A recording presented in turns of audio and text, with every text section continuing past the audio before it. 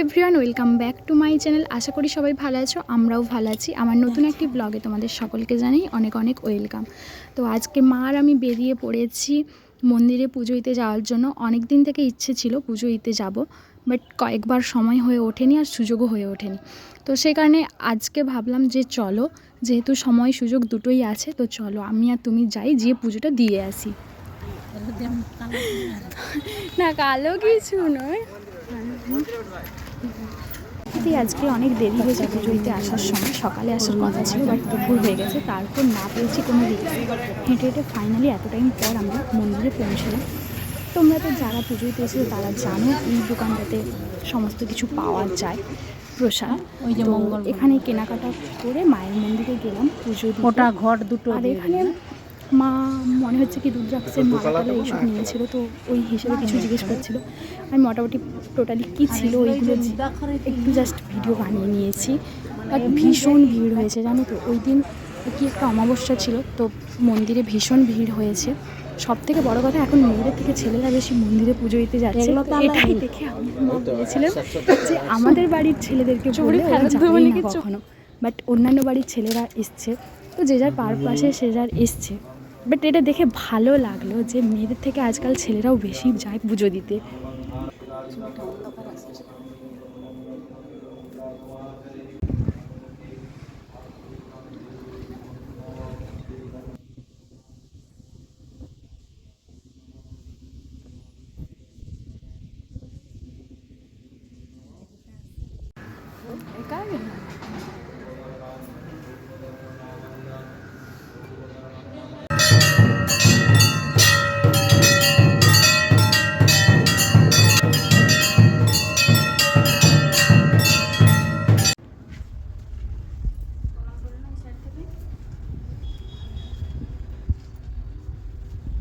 বিশ্রাম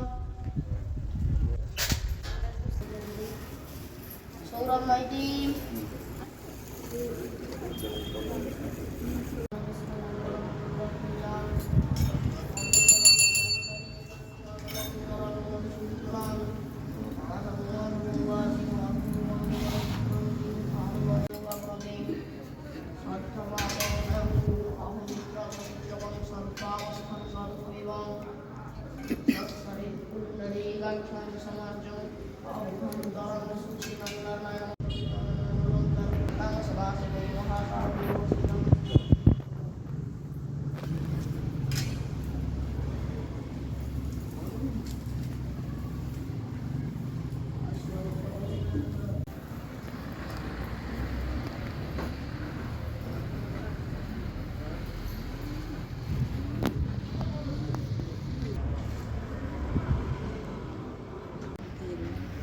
এখানে অন্ধকার লাগছে, ভালো।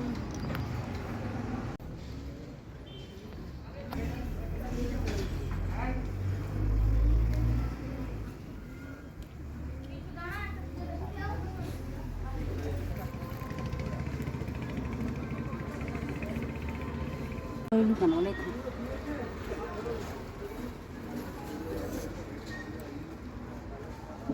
দেওয়া তো শেষ হয়ে গেছে আর পুজো দিয়ে বাড়িও চলে এসেছি। আর সব থেকে বড় কথা হচ্ছে আমাদের যেতে যেতে প্রোগ্রাম ছিল সকালে যাব, বাট যেতে যেতে দুপুর হয়ে গেছে, 11:30 বেজে গেছে।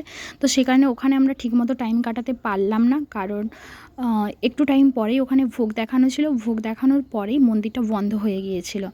তো সেই কারণে ওখানে আমরা রোদের জন্য বেশি টাইম থাকলামও না, পুজো দিয়েছিলাম। তো আই থিঙ্ক আধ ঘন্টার মধ্যে আমরা চলে এসেছি বাড়ি। মোটামুটি অনেক দিনের ইচ্ছাটা আজকে পূরণ হলো। কবে থেকে ভেবেছিলাম পুজো দেবো, বাট আজকে যেয়ে পূরণ হলো। তো তোমরা কারা কারা এই মন্দিরে এসেছো অবশ্যই কমেন্ট করে জানিও। সাদা খামের না লেখা নাম এঁকেছে তার গানে, তোমাকে না লেখা চিঠিটা ডাক বাক্সের এক কোণে।